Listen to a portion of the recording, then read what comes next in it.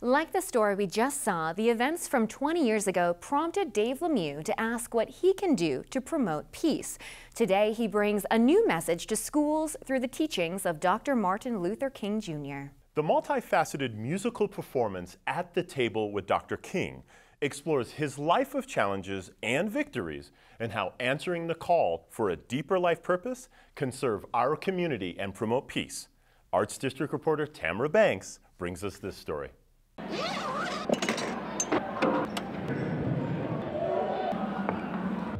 The piano is tuned. Guitar and bass are ready for their groove. The vocalists are set to sing. And more than 600 Denver High School students are in for, well, more than a live concert and something deeper than a history lesson about one night. You're about to hear is a poetic recreation of that night. And then we're going to invite you to take a journey with us through a movement, the American Civil Rights Movement. We'll start in the Church of America South in the 1950s, where Martin Luther King Jr. lived and worked. And we're going to use our imaginations. We're going to follow Dr. King outside the walls of his comfort zone into a jail cell, for starters, onto the steps of the Lincoln Memorial in Washington, D.C., where he gave the very famous speech. At the Table with Dr. King is a musical rendition of Dr. Martin Luther King Jr.'s journey. It was a tragedy that captured the world's attention and motivated co-founder Dave Lemieux to create this energetic production. 1999 in Colorado was a year nobody will ever forget because of the Columbine shooting. As I was watching it unfold, I remember something breaking inside me. I couldn't believe what I was seeing, what was happening, what I was hearing. And I thought, I wonder,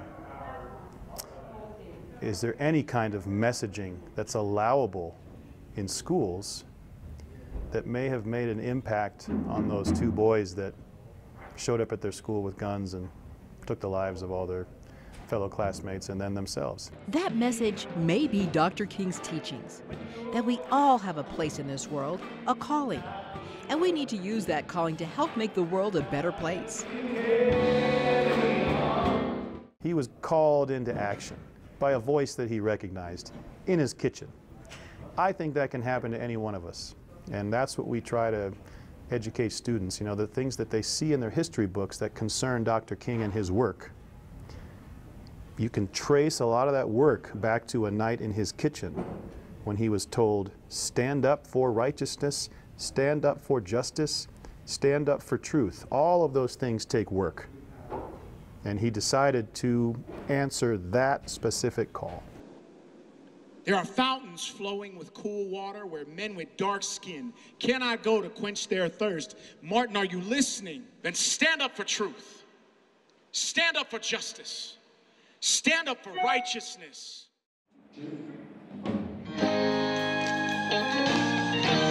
Y'all ready to help us out? Come on. Yeah.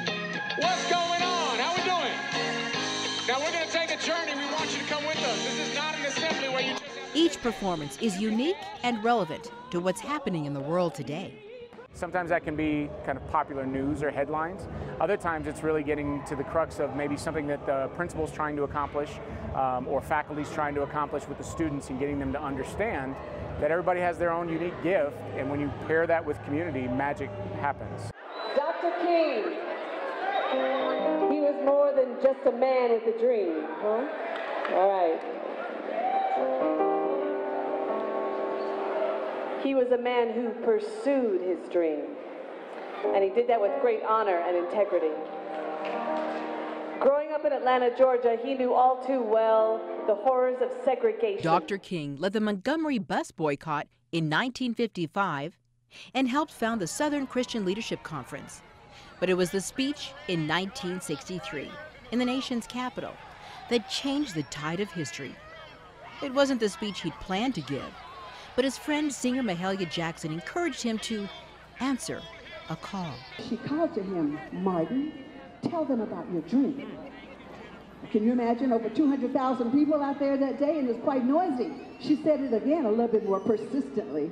She said, Martin, you've got to tell them about your dream. Well, he heard her, he heard the call, And he responded by delivering a very famous, in fact, the most famous American speech that has been given to date. I have a dream today. That kind of reminds me to think of my friends and like look out for them and have them kind of hold my back up and say like, hey, maybe you need to do this right now. But how do you know what your calling is, especially if you're a young person? So I always ask the kids, if you had all the money in the world, what would you be doing? And they tell me what they would be doing, and whatever they tell me, probably that's their calling. And they just say, you know, I would do art, or I would be painting, I would be photography. Well, that's what you're supposed to do. Everybody has different callings or different inspirations to help somebody and not feel peer pressure to be something or somebody else. That's the biggest thing that I try to get people to understand. Be yourself. In other words, your calling is where deep gladness and the world's deep hunger meet. By the end of this season, At the Table with Dr. King will have been seen by about 186,000 students and young people in about 20 states in some 350 shows. But Dr. King's teachings resonate to people all around the world, as we know. People have seen this show in Israel, United Arab Emirates, even India.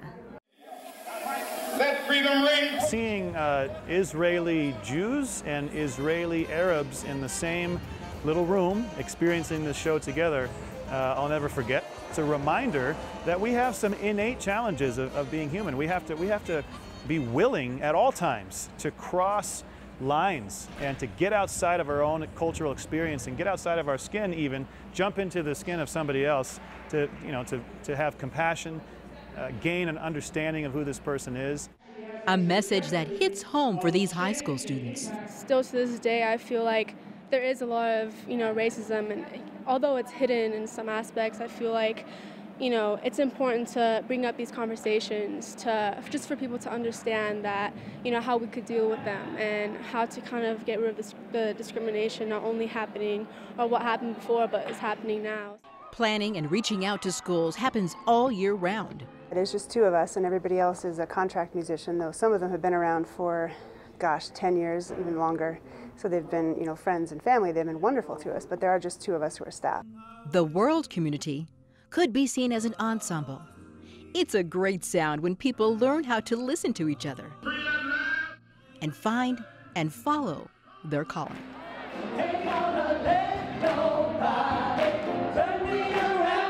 For Arts District, I'm Tamara Banks.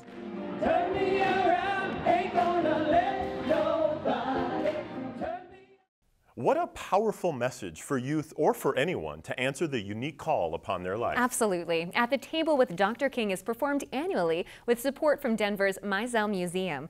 To find out more, visit listenliverepeat.org.